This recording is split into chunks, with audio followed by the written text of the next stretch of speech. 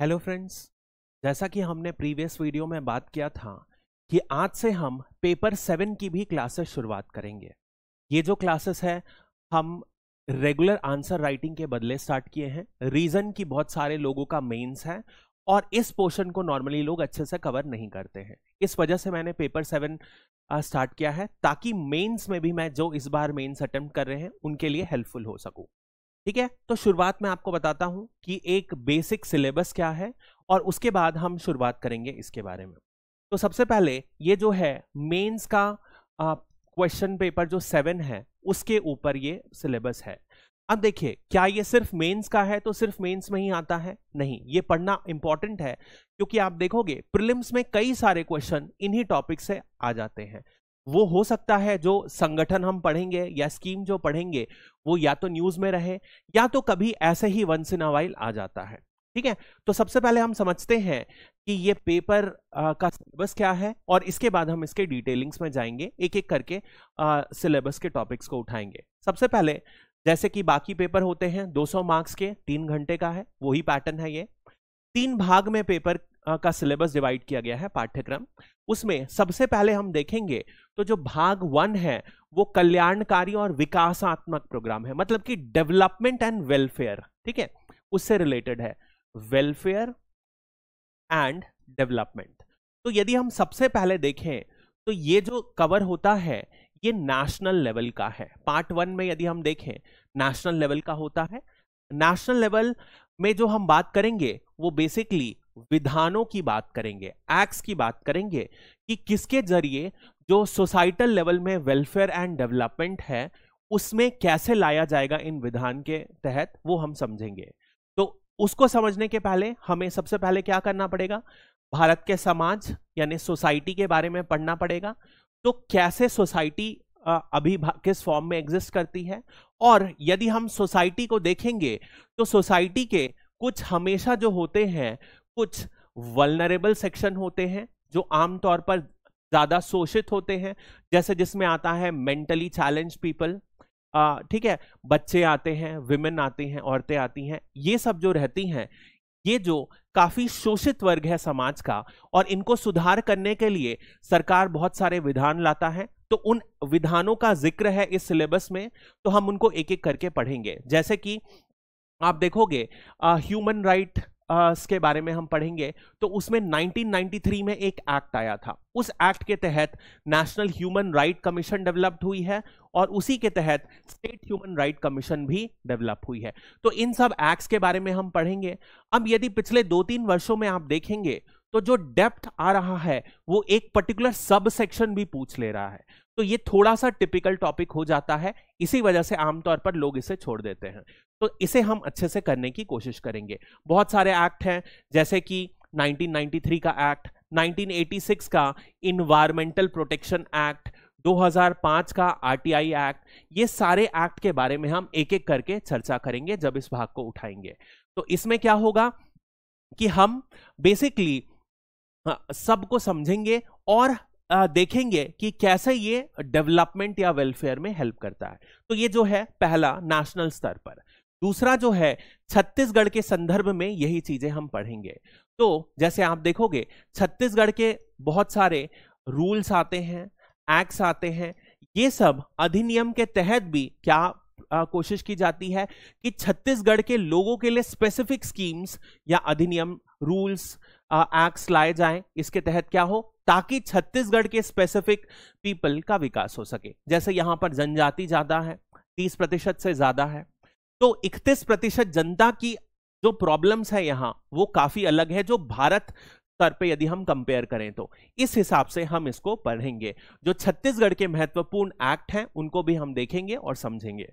इसके बाद तीसरे नंबर पर हम बात करते हैं कल्याणकारी योजनाएं। जैसे कि छत्तीसगढ़ सरकार बहुत सारी स्कीम्स लागू करता है, उन स्कीम्स के बारे में भी हम पढ़ेंगे। जैसे कि महतारी योजना, वंदना योजना अभी सरकार ने लॉन्च करी है। तो महतारी वंदना योजना के तहत क्या है, जो विवाहित महिलाएं हैं जो भी एलिजिबल हैं उनको प्रति माह 1000 रुपए मिलेगा। ठीक है, 1000 रुपए मिलेगा। तो इस स्कीम से क्या फायदा है, क्या इसके प्रावधान है, ये सब हम डिटेल में पढ़ेंगे। ऐसी जितनी भी छत्तीसगढ़ सरकार के द्वारा महत्वपूर्ण स्कीम है, योजनाएं हैं, जो वेलफेयर कल्याणकारी योजनाएं हैं, उनके बारे में हम पढ़ेंगे। ठीक है, इससे हम छत्तीसगढ़ में कैसे विकास आ रहा है, आगे छत्तीसगढ़ में 10 साल बाद क्या होगा, छत्तीसगढ़ की जो समस्याएं हैं उन्हें समझ पाएंगे। अब देखो, उदाहरण के तौर पर आप समझिए, ये ऐसे लिखने के लिए, निबंध लिखने के लिए भी बहुत ही महत्वपूर्ण है। उदाहरण के तौर पर हम यही योजना समझते हैं, महतारी वंदना योजना।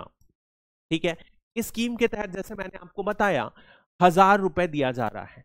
तो इसके जरिए एक प्रॉब्लम क्या दिखाई दे रही है, सरकार क्यों दे रहा है 1000 रुपए, कि जो विमेन है, महिलाएं जो शादीशुदा हैं, विवाहित महिलाएं जो हैं, वो अभी फाइनेंशियली इंडिपेंडेंट नहीं है। फाइनेंशियली इंडिपेंडेंट नहीं है तो वो अपने आय के लिए पति के ऊपर निर्भर है। तो यदि ऐसा होता है तो इस वजह से उनको महत्वपूर्ण डिसीजंस जो अपने रोजमर्रा की जिंदगी से लेना है, अपने बच्चों की पढ़ाई, कैसा अनाज खाना है, ये सब के बारे में वो नहीं सोच पाती हैं, वो अपने पति पर निर्भर रहती हैं। इसी वजह से आप देखोगे जो छत्तीसगढ़ की जो महिलाएं हैं उनमें बहुत सारी प्रॉब्लम्स हैं, जैसे कि हेल्थ इश्यूज हैं। हेल्थ इश्यूज में आप देखोगे एनीमिया बहुत कॉमन है। ऐसे कई सारे जो हैं इश्यूज को हम ब्रेक करेंगे, प्रॉब्लम क्या थी और उसके बाद ये स्कीम जो है किस प्रकार से उस प्रॉब्लम का निवारण करने की कोशिश करेगी, इस तरीके से हम पढ़ेंगे। अगला जो है हम पढ़ेंगे वो है अंतरराष्ट्रीय एवं राष्ट्रीय संगठन। इसी में हम क्या करेंगे, खेल और महत्वपूर्ण घटनाएं के बारे में भी पढ़ेंगे। तो जैसे कि यदि हम संगठन की बात करें तो सबसे इंपॉर्टेंट जो संगठन होता है यूनाइटेड नेशन यानी कि संयुक्त राष्ट्र होता है, और इससे कई प्रकार के अंतर्राष्ट्रीय संगठन होते हैं। आप देखोगे हर साल प्रधानमंत्री मोदी जी और जयशंकर जी बहुत सारे अन्य ऑर्गेनाइजेशंस में जाते हैं, उनकी एनुअल मीटिंग्स अटेंड करते हैं, जैसे कि शंघाई कोऑपरेशन ऑर्गेनाइजेशन, इसके बाद नॉन अलाइंड मूवमेंट, बहुत सारे ऐसे ऑर्गेनाइजेशन हैं जिनकी वो मीटिंग अटेंड करते हैं। उन सभी के बारे में हम डिटेल में पढ़ेंगे। इन ऑर्गेनाइजेशंस का क्या महत्व है, क्यों मोदी जी या कोई भी गवर्नमेंट डेलीगेशन इसको अटेंड करते हैं, और इस प्रकार हम डिटेल में चर्चा करेंगे। ठीक है, और इसी से संबंधित जो बचे कुछ टॉपिक हैं, राष्ट्रीय संगठन और घटनाएं जो इंपॉर्टेंट हो रही हैं उनके बारे में भी चर्चा करेंगे। भाग 3 जो है वो क्या है, शैक्षणिक संस्थान के बारे में बात करेंगे। तो ये जो पोर्शन है हम सबसे आखिरी में उठाएंगे। अभी जो है हम भाग 2 से शुरुआत करेंगे, और यदि हम पार्ट 2 में स्टार्ट करें तो उसमें जो सबसे पहला जो टॉपिक शुरुआत होता है वो है संयुक्त राष्ट्र यानी कि यूनाइटेड नेशंस। ठीक है, ये टॉपिक से आज हम शुरुआत करेंगे और इसी टॉपिक के तहत हम आगे बढ़ते जाएंगे। इसे हम डिटेल में पढ़ेंगे और अंतरराष्ट्रीय संगठन के टॉपिक को सबसे पहले खत्म करेंगे। ठीक है, ये हम इसलिए शुरुआत कर रहे हैं क्योंकि ये जो पोर्शन है आप देखोगे प्रीलिम्स में भी काम आएगा, मेंस में भी काम आएगा, और यदि आप पेपर पढ़ोगे तो आप देखोगे आमतौर पर ये जो है आपको न्यूज मिलते रहती है। ठीक है, तो आपको न्यूज़पेपर पढ़ने में भी ये सब करने के बाद सहायता मिलेगी। तो ठीक है, तो हम सबसे पहले शुरुआत करते हैं यूनाइटेड नेशन यानी कि संयुक्त राष्ट्र। यदि हम बात करें तो एक बहुत ही इसका जो हिस्ट्री है वो कैसे हुई है उसकी बात करते हैं। तो 1945 में इसकी स्थापना की गई, यानी कि ये सेटअप कब किया गया, 1945 में।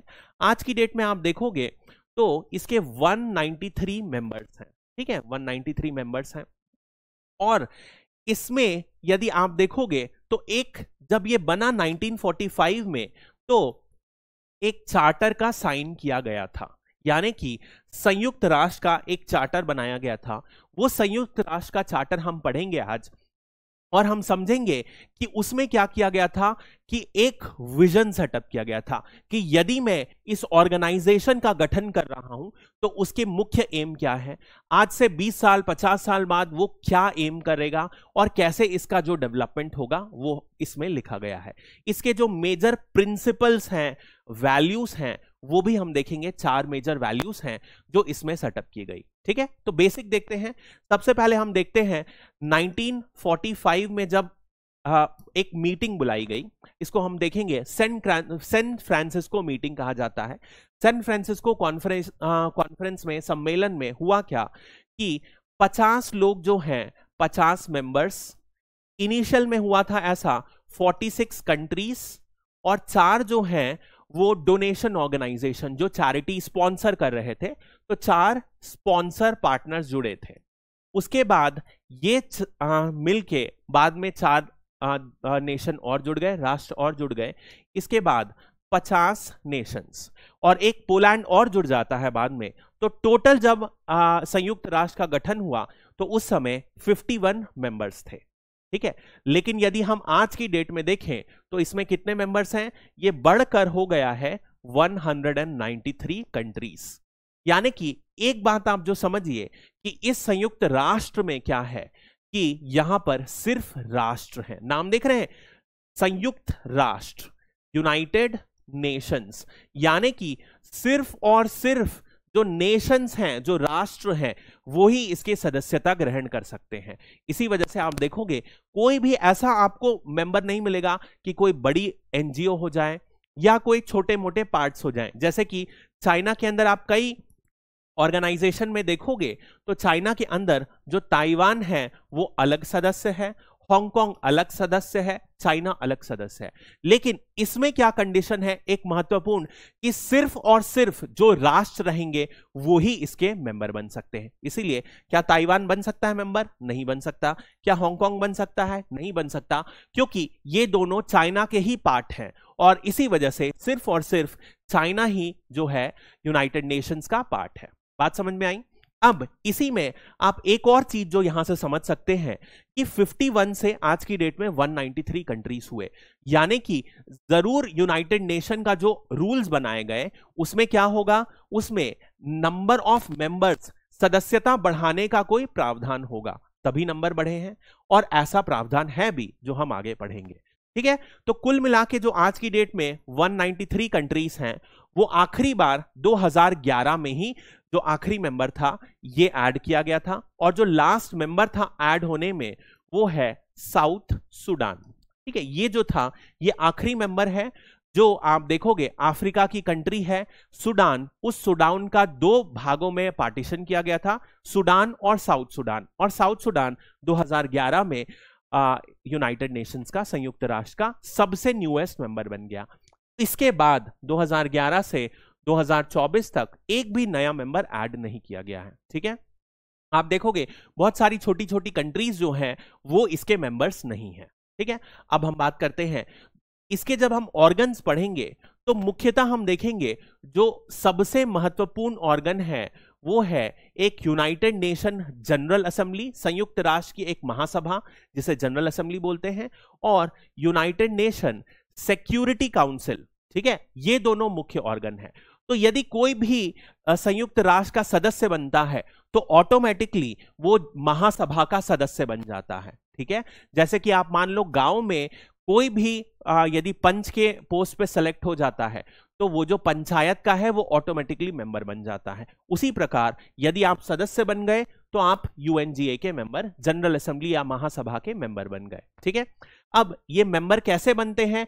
मेंबर बनने के लिए सिंपल सी बात है यार, ये जो यूनाइटेड नेशन सिक्योरिटी काउंसिल है जिसे हम सुरक्षा परिषद बोलते हैं, इसे रिकमेंड करना पड़ेगा कि आप क्या है, आप एक नया मेंबर को इंक्लूड कर दो। जैसे कि मान लो कल को एक नई कंट्री को इनकॉर्पोरेट करना है, मान लो वेटिकन सिटी को इंक्लूड करना है, तो क्या होगा, सिक्योरिटी काउंसिल यानी कि सुरक्षा परिषद इसको रिकमेंड करेगी कि भैया आप वेटिकन सिटी को इंक्लूड कर दो। उसके बाद जो महापरिषद रहेगी वो भी अप्रूव कर देगी।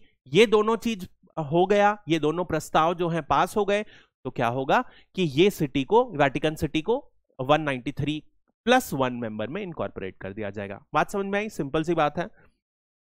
अगली हम बात करते हैं जो इसके 6 मेजर ऑर्गन्स हैं, इसके बारे में बात करते हैं। ये जो हैं 6 मुख्य इकाइयां हैं जिनके आधार पर संयुक्त राष्ट्र फंक्शन करता है। सबसे पहले जो मैंने आपको बताया वो है जनरल असेंबली यानी कि महासभा। महासभा जैसे कि मैं आपको बताया जितने भी सदस्य होंगे उतने ही महासभा के मेंबर्स होंगे। तो आज की डेट में कितने मेंबर्स हैं यूनाइटेड नेशंस के? 193 कंट्रीज। तो 193 राष्ट्र जो हैं ये महासभा के सदस्य हैं। बात समझ में आई? इसके बाद यदि हम बात करते हैं security council, United nation security council, सुरक्षा परिषद, हम देखेंगे जब आगे पढ़ेंगे कि ये जो है सबसे इंपॉर्टेंट महत्वपूर्ण ऑर्गन जो है यही, और सबसे पावरफुल मेंबर यही है। भारत प्रधानमंत्री मोदी के अंदर इसी में एक परमानेंट मेंबर के रूप में प्रवेश करने की कोशिश कर रहा है।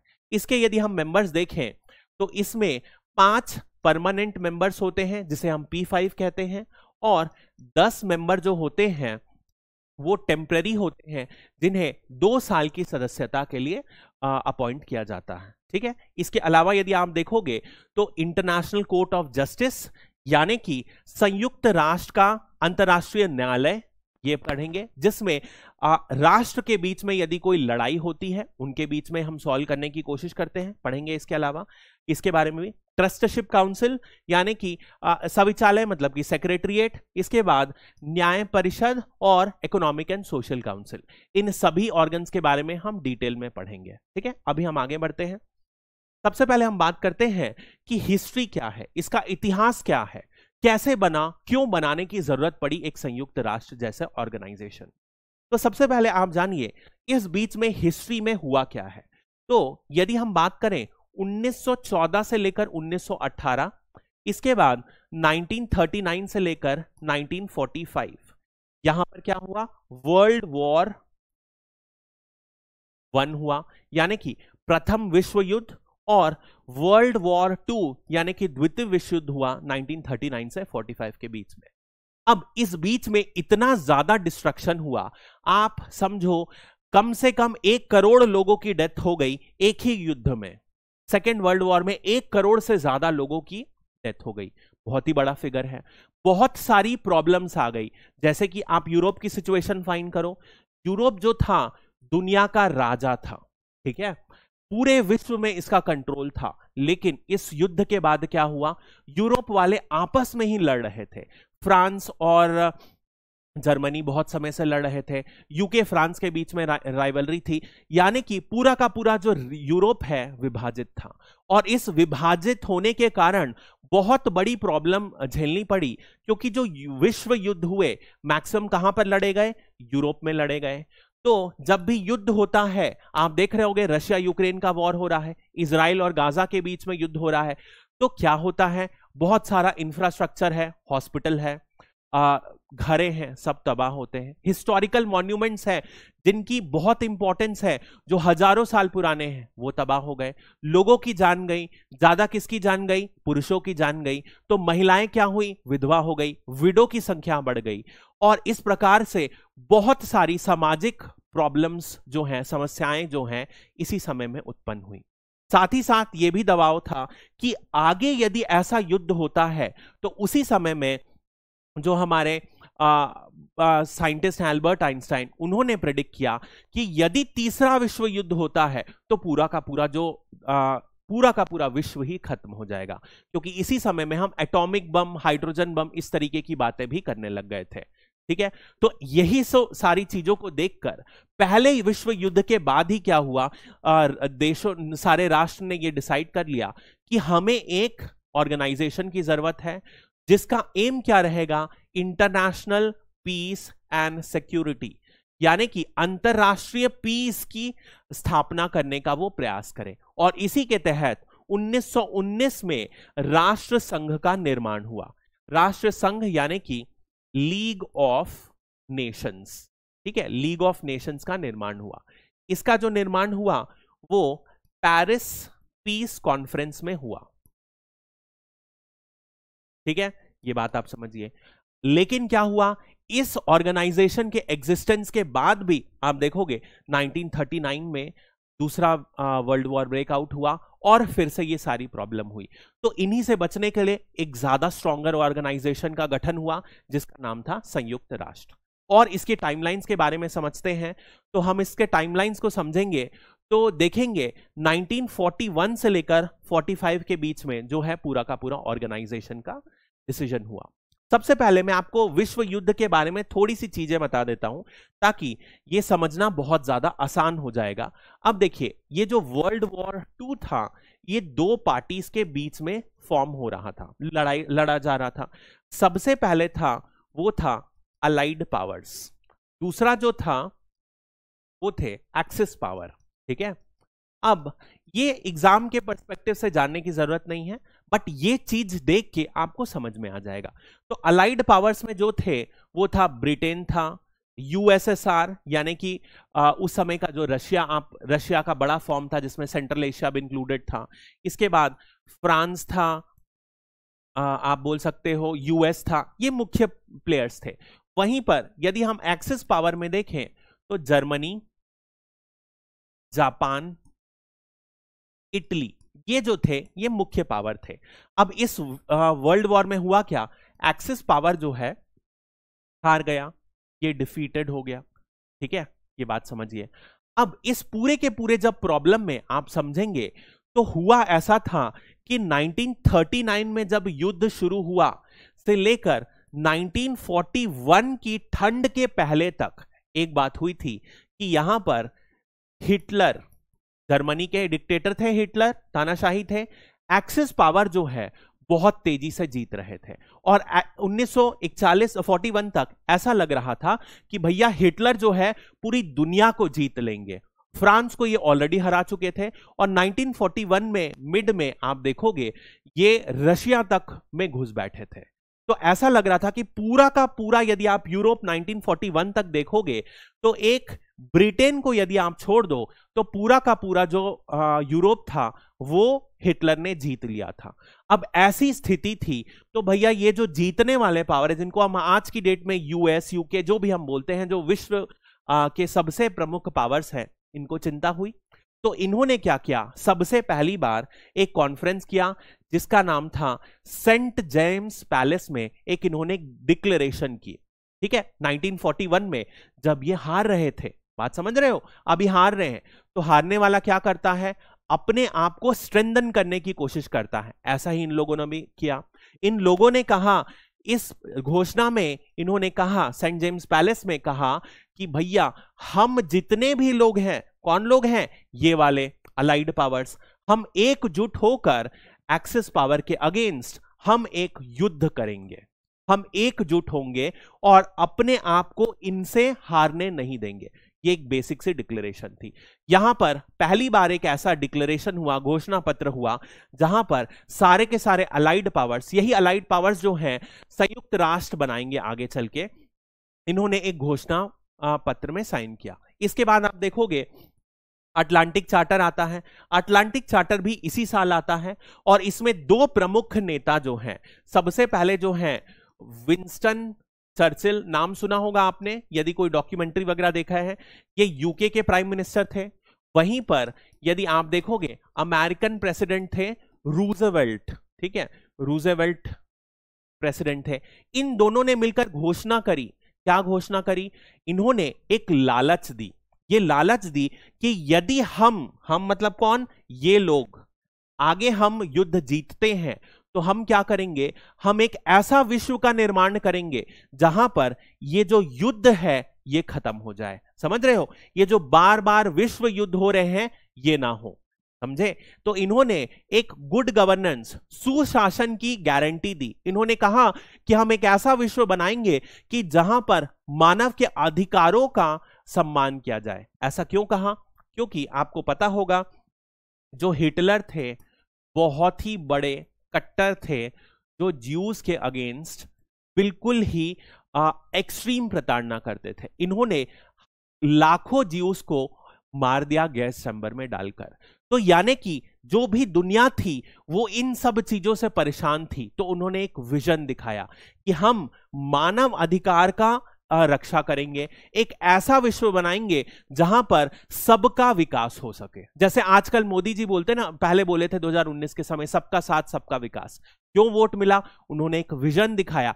भैया तुम्हारे अकाउंट में भी 14 लाख रुपए आएगा, एक विजन था, समझे। एक बेनिफिट दिखा मुझे, तो क्या हुआ, लोग इनके साथ जुड़ने लगेंगे। तो नए नए जो राष्ट्र हैं वो भी सपोर्ट करेंगे और एक पूरा का पूरा जो एक्सिस पावर के अगेंस्ट जो अलाइड नेशंस है एकजुट होकर एक्सिस के अगेंस्ट लड़ेंगे। बात समझ में आई? इसी के संदर्भ में अब आप सोचिए, जब हम हिस्ट्री पढ़ेंगे तो अब आप देखना 1940 में भारत का सपोर्ट पाने के लिए एक ऑगस्ट ऑफर भेजा गया था। जब हम हिस्ट्री पढ़ेंगे तो समझ में आएगा आपको। 1942 में क्रिप्स प्रपोजल भेजा गया था। ये क्यों भेजा गया था? ये भेजा गया था ताकि भारत विश्व युद्ध 2 में ब्रिटेन का साथ दे अलाइड पावर्स की तरफ से और जर्मनी, इटली, जापान इन लोगों को हराने में हेल्प कर सके। समझ में आया? तो इन्होंने एक विजन दिया ताकि जितने भी कॉलोनीज हैं इंडिया और अदर, वो क्या करेंगे, वो युद्ध में अलाइड पावर्स की तरफ से हेल्प करेंगे। ठीक है, अगला जो है वो आप देखोगे, वो संयुक्त राष्ट्र द्वारा घोषणा। 1942 में पहली बार संयुक्त राष्ट्र का प्रयोग किया गया शब्द का, यानी कि पहली बार यूएन, यूनाइटेड नेशंस का प्रपोजल दिया गया। इसमें बताया गया एक ऐसा संस्थान का हम निर्माण करने का प्रयास करेंगे, ज्यादा कुछ नहीं था। इसके बाद यदि आप देखोगे तो मॉस्को घोषणा में क्या हुआ, इसका पूरा का पूरा एक घोषणा की गई कि हम एक ऐसा ऑर्गेनाइजेशन बनाएंगे। ठीक है, अब यहां से कंक्रीट स्टेप्स चालू हो गए कि अब समझ में आ गया। अब देखो इस समय तक क्या हुआ, 43 तक एक बात साफ हो गई थी कि भैया जर्मनी हार जाएगा, इटली हार जाएगा। जापान उस समय तक बहुत क्लियर कट सिचुएशन में नहीं था, लेकिन यह बात साफ हो गई कि अलाइड पावर्स जो है जीतने की कंडीशन में आ चुके हैं। ठीक है, इसी वजह से इन्होंने घोषणा कर दी कि जैसे ही युद्ध का विराम होगा हम एक ऐसा अंतरराष्ट्रीय संगठन का निर्माण करेंगे। इसके बाद आप देखोगे 2-3 और डिक्लेरेशन हुई। सबसे पहले डम्बर्टन ओक्स सम्मेलन हुआ, जहां पर जैसे हम आज की डेट में क्या पढ़े, United nation general assembly, United nation security council, trusteeship council, जो 6 ऑर्गन्स हम लोगों ने पढ़ा, इसका कैसे गठन होगा, कौन कौन से ऑर्गन्स बनेंगे, ये इस समिट में डिसाइड हुआ, इसी सम्मेलन में डिसाइड हुआ कि कौन से ऑर्गन की क्या रिस्पॉन्सिबिलिटी होगी और कितने ऑर्गन होंगे। उसके बाद फाइनली क्या हुआ, याल्टा सम्मेलन। यहां से बहुत इंपॉर्टेंट हो जाता है, ध्यान रखिएगा। याल्टा सम्मेलन हुआ 1945 में, जिसमें तय किया गया कि एक कॉन्फ्रेंस बुलाया जाएगा और उस कॉन्फ्रेंस में हम पूरे के पूरे प्रिंसिपल्स, वैल्यूज डिसाइड करेंगे, जिसमें यूनाइटेड नेशंस का गठन होगा। और फाइनली यदि आप देखोगे सैन फ्रांसिस्को सम्मेलन 1945 में ही हुआ, जो मैंने आपको बताया। ये क्या हुआ, अप्रैल से लेकर जून तक 1945 में हुआ ये कॉन्फ्रेंस, जिसमें 50 कंट्रीज लोगों ने अटेंड किया था। ये 50 के 50 राज्य क्या हुए, देश क्या हुए, इन्होंने एक चार्टर ड्राफ्ट किया जिसे हम कहते हैं यूनाइटेड नेशन चार्टर। ये चार्टर ड्राफ्ट करने के बाद इन्होंने बहुत महत्वपूर्ण जो भी वैल्यूज हैं, कैसे कौन सा ऑर्गेनाइजेशन क्या काम करेगा, इसके बारे में चर्चा करी। और उसके बाद इसमें कहा गया कि जितने भी आगे हम पढ़ेंगे जब, जो 5 परमानेंट मेंबर्स हैं, P5 जिन्हें बोलते हैं, ये P5 और जितने भी अन्य मेंबर हैं जो जुड़े हैं, वो जब अपने पार्लियामेंट के द्वारा स्वीकृति ले आएंगे, उस स्वीकृति के बाद क्या होगा, ये जो पूरा का पूरा यूनाइटेड नेशन है एक्टिव हो जाएगा। अभी सिर्फ और सिर्फ संगठन बना, इसे एक्टिवेट करने के लिए क्या करना पड़ेगा, ये सारे लोगों को, अदर मेंबर्स को अपना समर्थन पत्र देना पड़ेगा। बात समझ में आई? जैसे कि एक एक्ट होता है, एक्ट मान लो पास हो गया, उसके बाद एक डेट होती है कब से ये इंप्लीमेंट होगा। ठीक है, तो इन्होंने ऐसा तय किया। इसी के बाद आप देखोगे जो 24 अक्टूबर है 1945, इसी दिन क्या हुआ, ये ऑर्गेनाइजेशन की जो सर्टिफिकेट है सबमिट की गई और 24 अक्टूबर से इस ऑर्गेनाइजेशन की शुरुआत हुई। इसी उपलक्ष्य में 24 अक्टूबर को हर साल संयुक्त राष्ट्र दिवस मनाया जाता है, यूनाइटेड नेशंस डे, अभी भी 24 अक्टूबर को ही मनाया जाता है। ठीक है, अब देखिए इसके जो यूएन चार्टर में क्या प्रिंसिपल्स हैं, इसके बारे में हम बात करते हैं जल्दी से, और फिर आज की क्लास यहीं बंद करेंगे। तो इसमें जो है 4 मुख्य जो एम है बताया गया है। सबसे पहले क्या था, जैसे कि हमने बात करी, वर्ल्ड वॉर चल रहा था, 2 वर्ल्ड वॉर हो चुके, बहुत ही 30 साल के अंदर, बहुत ही छोटे स्पैन में इतना बड़ा डिस्ट्रक्शन हुआ कि आप सोचो यूरोप में यूके, जैसे यूके के लिए, ब्रिटेन के लिए क्या कहा जाता था कि sun never sets in the Europe in the Britain empire, यानी कि एज इतनी बड़ी कॉलोनी थी कि हर समय किसी ना किसी कॉलोनी में, ब्रिटेन में हमेशा सूर्य उदय हुआ रहता था, कभी भी सूर्यास्त नहीं होता था, इतनी बड़ी कॉलोनी थी। ये पावर क्या हुआ, बिल्कुल से नीचे डूब गया। ऐसे ही सारे के सारे यूरोपियन कंट्रीज, जर्मनी पूरी की तरह डिस्ट्रॉय हो गया, जापान में एटॉमिक बम गिरा के हिरोशिमा नागासाकी को खत्म कर दिया गया, जनरेशन के लिए, सिर्फ उस समय के लिए नहीं, क्षणिक खत्म नहीं किया गया, जनरेशन तक के लिए खत्म कर दिया गया। तो क्या बोला गया, सबसे महत्वपूर्ण जो है शांति और सुरक्षा। आगे हम इस ऑर्गेनाइजेशन का जो गठन कर रहे हैं, इसका सबसे महत्वपूर्ण जो है वो एम है कि पीस एंड सिक्योरिटी, शांति और सुरक्षा विश्व में बनाई जा सके और अन्य कोई भी विश्व युद्ध ना हो। ठीक है, और इसी के तहत आप देखोगे जो सिक्योरिटी काउंसिल है, सुरक्षा परिषद है, उसे सबसे ज्यादा पावर दिए गए। ठीक है, और उसका मेन एम जो है, लक्ष्य जो है, यही है, पीस एंड सिक्योरिटी प्रोवाइड करना। नेक्स्ट यदि हम बात करें तो मानव अधिकार, जैसे कि मैंने आपको बताया कि ज्यूस लोगों का मास मर्डर हो रहा था, गैस चैम्बर में डालकर हत्या की गई थी, करोड़ों लोगों की डेथ हुई। और यहां पर हुआ ऐसा कि जितने भी जो लोग हैं जो युद्ध में गए, कई सेना को के ऑफिसर्स को कैप्चर कर लिया। जैसे आप देखोगे भारत के भी कई सारे सोल्जर्स को जापान में कैप्चर किया गया, बहुत ही इल ट्रीटमेंट किया गया। तो एक बात हो गई कि भैया हमें कुछ ऐसे सिद्धांतों का निर्माण करना है कि कुछ भी हो जाए, यदि कोई ह्यूमन है तो हमें कुछ प्रकार की राइट्स देना है, अधिकार देना है, ताकि उससे ज्यादा उसे प्रताड़ित ना किया जाए। ठीक है, हम उसे घर नहीं दे सकते, हम उसे अच्छा खाना नहीं दे सकते, लेकिन एक लिमिट के बियॉन्ड हम उसे टॉर्चर ना करें। हम उसे एक डिसेंट लेवल का खाना तो दे ही सकते हैं हम, ठीक है, बिरयानी नहीं दे सकते। तो ये जो है मानव अधिकार जो है, इसी के तहत एक डिक्लेरेशन हुआ, और इसी का जो हम पार्ट अर्ली पार्ट्स में पढ़े थे वो भी हम 1993 का ह्यूमन एक्ट इसी के तहत पढ़ेंगे। इसी के तहत 1948 में एक डिक्लेरेशन साइन किया गया जिसका है मानव अधिकारों का सार्वभौम घोषणा, universal declaration of human rights. दिसंबर 1948 में साइन किया गया, 10 दिसंबर को, उसी दिन को ह्यूमन राइट्स डे मनाया जाता है।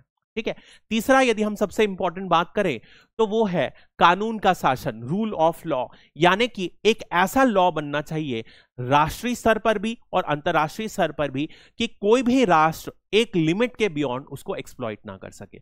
यदि उसे तोड़ा जाए तो सारे के सारे जो बाकी राष्ट्र हैं मिलकर उसे सजा दें, और एक लॉ के हिसाब से, कानून के हिसाब से अंतरराष्ट्रीय नियम, अंतरराष्ट्रीय पूरी की पूरी पॉलिसीज, जो भी चीजें हैं रेगुलेट हो सके। ठीक है, आखिरी जो है वो सबसे है डेवलपमेंट, यानी कि विकास। विकास में यदि हम बात करते हैं तो आगे हम इसी में ह्यूमन डेवलपमेंट इंडेक्स भी पढ़ेंगे। यदि हम ह्यूमन डेवलपमेंट इंडेक्स पढ़ते हैं तो सबसे पहले विकास की जो डेफिनेशन होती है बहुत ज्यादा ब्रॉड है, यानी कि सबसे पहला क्या होना चाहिए, हमारे पास अच्छा खासा पैसा होना चाहिए। दूसरे स्तर पर हम देखें तो शिक्षा होनी चाहिए, एजुकेशन होनी चाहिए। ठीक है, इसके बाद क्या हमें जीवन जीने के लिए जो लाइफ है उसमें आप देखोगे कितनी लाइफ मिलती है, उसके तहत हम देखेंगे। और आखिरी जो है सुख सुविधाएं, यानी कि कितने एक्सटेंट तक डेवलपमेंट हो रहा है, इन कैटेगरीज में हम क्या करेंगे, अलग अलग तौर पर नापेंगे कि इसमें कितना विकास हुआ है। एम क्या है, पूरा का पूरा एम जो है विकास हो सके एट एन इंडिविजुअल लेवल, यानी कि एक सिंगल पर्सन का विकास हो, पूरे समाज का विकास हो, राष्ट्र का विकास हो, और अंततः पूरे के पूरे विश्व का विकास हो। और ऐसी स्थिति ना उत्पन्न हो जहां पर फ्यूचर में मानव लोगों का जो मानव अधिकारों का उल्लंघन हो या फिर युद्ध जैसी स्थिति उत्पन्न हो। तो ये जो है, इस लक्ष्य के साथ आप देखोगे यूनाइटेड नेशंस का गठन हुआ। आगे वीडियो में, अगली क्लास में हम बहुत डिटेल में समझेंगे कि इसके कितने ऑर्गेनाइजेशंस हैं, कितने ज्यादा अदर मेंबर्स हैं, क्या क्या इसकी हिस्ट्री रही है, ऑर्गेनाइजेशंस में कितना काम है, और किस हद तक यूनाइटेड नेशन, संयुक्त राष्ट्र, अपने लक्ष्यों को पूरा करने में सफल रहा है। ठीक है, ये सारे टॉपिक्स को हम समझेंगे, और ये सारे के सारे टॉपिक्स मेंस के लिए बहुत ज्यादा इंपॉर्टेंट है। अभी के लिए इतना ही। आई होप आपको पसंद आया होगा। Good night and take care.